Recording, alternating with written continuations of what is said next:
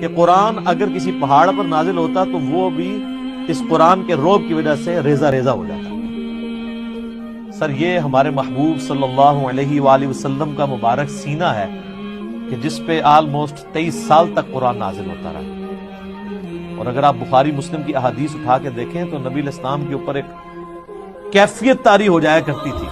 جب قرآن کا نزول ہوتا، اور سخت سردیوں میں بھی بخاری مسلم کے الفاظ ہیں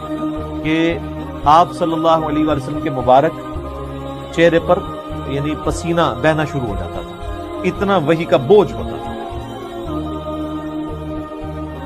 اور اس حالت میں صحابہ کرام آپ کو دیکھ نہیں سکتے تھے، چہرہ مبارک سرخ ہو جاتا تھا، اور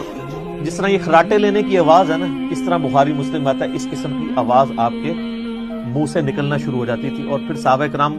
جو ہیں وہ سارے سر جھکا لیتے تھے یوں، اور آپ علیہ السلام کے